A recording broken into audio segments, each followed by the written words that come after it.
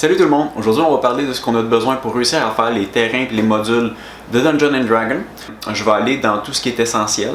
Je vais parler des outils qu'on a besoin. Je vais parler aussi de la peinture, du matériel utilisé pour faire les modules. Je vais aussi faire une liste des outils non essentiels, mais qui sont recommandés. Parfois, sont un peu plus chers. Fait que sans plus attendre, on va passer à ma table de construction. Donc, on va commencer en premier lieu avec le carton. Probablement la chose qui va être le plus utilisée. Il y a plusieurs épaisseurs de carton. Il y a plusieurs styles de carton. Beaucoup de monde utilise du carton à double couche, comme celui-ci. Je ne sais pas si on peut focusser. C'est un à 4 couches. Lui est très épais. C'est sûr que ça peut servir à faire des bases, etc. Les gens utilisent surtout le carton à double couche parce que c'est plus résistant. C'est beaucoup plus épais. 4 couches, on peut le voir que c'est quand même très épais, donc c'est dur de construire quelque chose qui a des dimensions quand même assez malléables et faciles à utiliser, tout en restant quand même assez plat, parce que le but c'est pas de s'obstruer non plus. Personnellement, dans mon coin, ça a l'air que c'est difficile de se procurer du carton à double couche. Donc, ce que je fais, c'est que je vais prendre 2 cartons à simple couche et je vais tout simplement les coller, soit avec la colle blanche ou avec la colle chaude. Mais principalement, on va utiliser du carton à double couche. Parfois, sur certaines constructions, quand il va falloir faire plusieurs étages sur le même module, je vais utiliser du carton à simple couche et tout simplement construire mes étages avec des épaisseurs de carton. Pour faire les modules, ça sert énormément pour faire les bases, pour faire les murs de maison. C'est toujours une bonne affaire d'en avoir une très bonne quantité. Personnellement, je commande beaucoup de Amazon, donc j'ai énormément de boîtes qui traînent un peu partout. Une deuxième chose, du foam. Il y a différentes sortes de foam.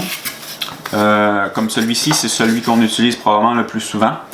Vous avez sûrement connu ça, mais plus rose. C'est sûr que le bleu, c'est juste que c'est une marque compétitrice au rose. Je connais pas le nom des marques, mais bon. C'est un fond qui est très dense, qui peut être facilement sculpté et donner des très bons résultats. Il y a le fond aussi blanc, celui qui s'effrite avec les petites bulles. Je vous dirais que c'est assez circonstanciel qu'on utilise celui-là. Des fois, c'est seulement pour aller chercher la texture qu'il va donner ou simplement pour faire des obstacles. C'est plus facile de faire des pièces qui ont de l'air plus, comment dire, moins découpées au couteau qu'avec du styrofoam comme celui-ci. Ça donne une apparence un peu plus réelle, souvent aux objets qu'on va trouver. Autre chose qu'on va utiliser énormément, des bâtons popsicle. Tout ce qui est habituellement fait en bois, ça sert à faire une quantité astronomique de choses. On parle de portes, de coffres, parfois de pans de murs, de décorations sur les maisons. Pour complémenter avec ça, on a aussi les bâtons d'allumettes qui servent à faire des détails un peu plus précis en bois. Toujours en avoir quand même une bonne quantité. Essayez d'acheter des popsicles qui sont droits et non pas trop curvés, qui ont comme été travaillés, si on peut dire, qui ont comme travaillé avec le temps, avec l'humidité.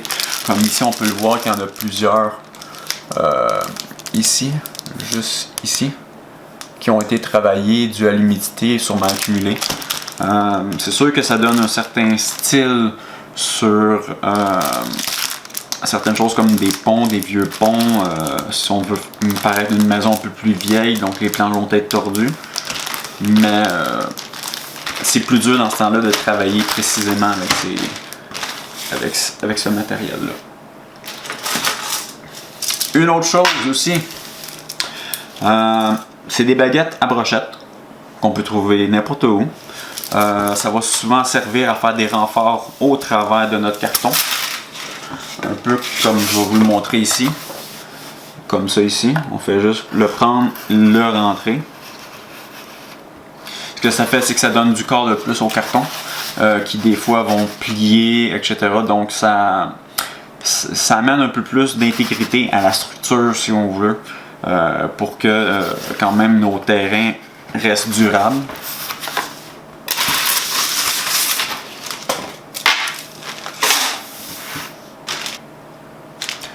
On peut aussi trouver d'autres genres de bâtons qui peuvent servir à faire drapeaux sur des châteaux, à faire des arbres, enfin tout ce qui nous passe par la tête par rapport à ce qu'on aurait besoin d'une baguette ovale. Eux autres sont un peu plus gros que les baguettes à brochette, donc on s'en servira pas à faire les renforts, mais précisément plus à faire de la construction en tant que telle. Le premier outil à acheter, le fusil à colle chaude. On va s'en servir pour énormément, mais énormément de choses. Ça peut coller absolument tout. Bien entendu, acheter en masse de packs de glu, de colle qui vont avec. Ça passe excessivement vite. Vous pouvez investir quand même dans un bon fusil à colle. Ici, c'en est un qui vient du Dollarama. Même si il est très de base, il fait quand même le travail de façon décente. Mais vous pouvez vous en procurer pour un peu plus cher dans d'autres magasins tels le Walmart ou sur Amazon. Un autre outil à avoir, des ciseaux. C'est des ciseaux tout à fait réguliers que j'ai achetés au Rona pour couper du carton, papier, etc. Ça n'a pas besoin d'être des ciseaux nécessairement de qualité supérieure ou quoi que ce soit. C'est un X-Acto tout à fait ordinaire de hobby. Il y a ce modèle là qu'on peut avoir et aussi un qui est plus précis.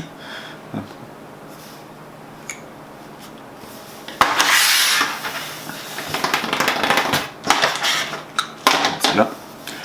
De la colle blanche. À peu près n'importe quel genre de colle blanche vont faire l'affaire. Juste assurer que vous pouvez coller le bois, le carton, le papier, le métal, si possible.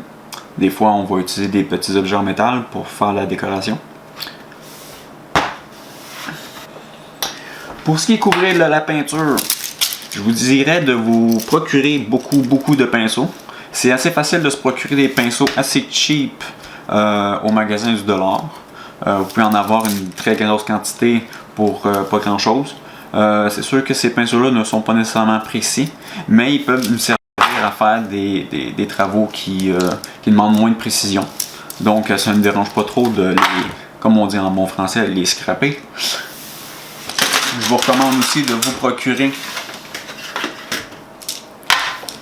des pinceaux d'une meilleure qualité un peu. Encore là, on peut se le procurer au Walmart. Walmart ou n'importe quel magasin de grande surface. C'est sûr qu'eux autres, il va falloir leur faire un peu plus attention, à moins que ça vous dérange pas trop d'en repayer d'autres. Mais pour des jobs de plus grande précision, ça peut être utile. Une chose à acheter, des éponges. Les éponges, ce qui est le fun avec les éponges et la peinture, c'est qu'on peut faire des motifs, les couper avec notre X-Acto.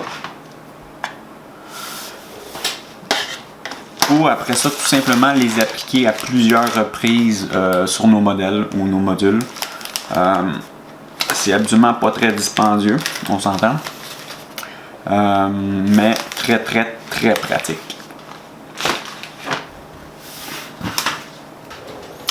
Pour continuer dans la peinture, les couleurs. Les couleurs de base, blanc, noir, il n'y a rien de plus simple que ça.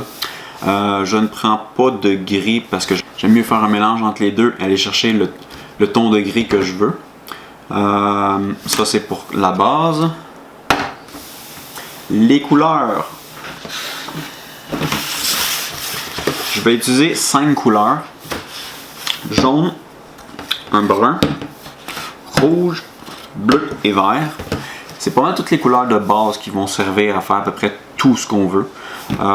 C'est sûr qu'il y a aussi les couleurs primaires là-dedans, donc un bon mélange des couleurs peuvent nous donner pas mal toute la palette de couleurs qu'on a besoin. Si on les mélange avec le blanc et le noir, c'est sûr qu'on peut aller chercher plusieurs teintes de chacune de ces couleurs-là. Donc, c'est sûr qu'on peut se procurer plus de couleurs encore. Mais quand on veut commencer et pas trop dépenser, je vous dirais que c'est pas mal les couleurs à aller chercher en premier lieu. Des couleurs facultatives, un argent métallique et un or métallique. C'est pas des couleurs qu'on va se servir souvent. C'est sûr que si on vient à faire des trésors, c'est deux couleurs qui vont revenir souvent. L'argent va être utilisé un peu plus souvent, dû au fait que tout ce qui va être métallique, comme des poignées de porte, des rivets, des renforcissements de porte, ils pourront être en métal, du moins peinturés couleur métal. Mais comme je dis, ce n'est pas nécessairement des couleurs qu'on a nécessairement besoin. On peut appliquer du blanc pour remplacer le argenté, ou on peut appliquer un jaune un peu cassé pour remplacer la couleur or. Ok, dans les outils et la marchandise qu'on aurait besoin qui sont facultatifs, la première chose que je dirais, c'est du tape. Quand on fabrique des choses en carton, souvent il y a les côtés du carton, je vais vous montrer. Ce côté-là du carton, on veut rarement le voir. Le tape peut nous permettre à masquer cette chose, masquer cette partie-là. Souvent c'est du tape malheureusement qui ne tiendra pas nécessairement longtemps en place. Donc moi personnellement ce que je recommande c'est de mettre de la colle chaude et ensuite mettre le tape. Où on peut aussi remplacer le tape. Moi personnellement je trouve que du tape ça va mieux dû au fait qu'il colle déjà. On peut remplacer le tape par des lanières de papier ou de carton. La différence c'est qu'il faut prendre tout le temps de le couper et de préparer les lanières de carton. Ça peut nous sauver dans ce cas du temps un peu. Et en même temps, ça peut nous permettre de solidifier certaines choses qu'on trouve qui n'est pas assez solide. Donc, pour le prix que ça se vend, je vous dirais que c'est quand même un très bon outil, mais qui est facultatif. Les prochaines choses facultatives, mais qui sont très utiles. En premier, papier ciré. La raison du papier ciré, c'est que la colle chaude ne colle pas sur le papier ciré. Le papier d'aluminium. Le papier d'aluminium, ça reste quand même quelque chose qui reste très malléable. Ça peut être utile dans plusieurs choses, comme mettons faire n'importe quelle surface qui pourrait refléter, comme un miroir. Ou c'est aussi quelque chose qui peut être peinturé avec la peinture à l'acrylique. Donc ça peut nous servir aussi à fabriquer des formes qu'on aurait trop de difficultés à faire, soit en carton ou en faune. Personnellement, c'est pas très coûteux et ça peut être très utilisé. Je le recommande aussi. Ce qui est facultatif pour la peinture, un primer. Un primer, personnellement, je recommande de faire le primer en noir parce qu'habituellement on veut quand même faire des choses qui sont sombres et le primer noir va ressortir beaucoup mieux avec la peinture. Ça va atténuer nos teintes et rendre les choses un peu plus obscures. Personnellement, si vous utilisez un primer en canette, utilisez seulement le primer en canette sur le carton parce qu'il va faire fondre votre fonte. Donc c'est toujours plate d'avoir construit quelque chose en fonte et soudainement essayer de mettre la couche de primer en canette et de tout simplement voir la chose qu'on a construit tout simplement fondre devant nos yeux et avoir recommencé. Ce n'est pas un must parce que comme je dis, on peut faire une couche de noir à l'acrylique comme primer.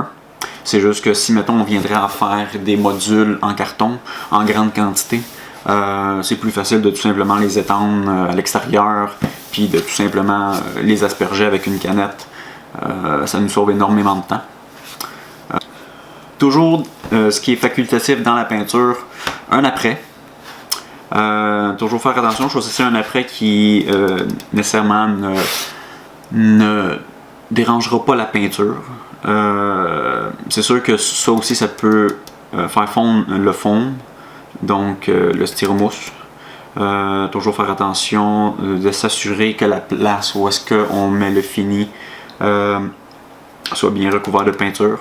Si ça peut nous permettre de garder nos constructions plus longtemps, je vois pas pourquoi on ne l'utiliserait pas. Quand on travaille avec du fond, c'est sûr que des bons couteaux, c'est ce qui va nous permettre de faire les belles sculptures, de travailler notre fond. C'est sûr que parfois, c'est pas l'outil idéal. Il se vend des coupes fonds chauffants sur internet. Ils sont quand même assez chers. J'en suis venu avec une alternative qui est quand même une bonne alternative à un prix moins coûteux, qui est plus facile de se procurer. Un poste de soudage. Personnellement, c'est chaud. Ça a une pointe, c'est facilement malléable, donc on peut travailler aisément le fond pour réussir à faire des structures ou faire des designs dans la structure qui pourraient des fois être un peu moins bien faits au couteau. Donc c'est un facultatif aussi, mais c'est quand même un bon outil de travail quand on travaille avec quelque chose qui peut être fondu. Juste s'assurer de travailler dans un environnement un peu aéré. Parce que quand même les vapeurs de tout ça, ils sont quand même toxiques. Donc préparez votre lieu de travail en conséquence.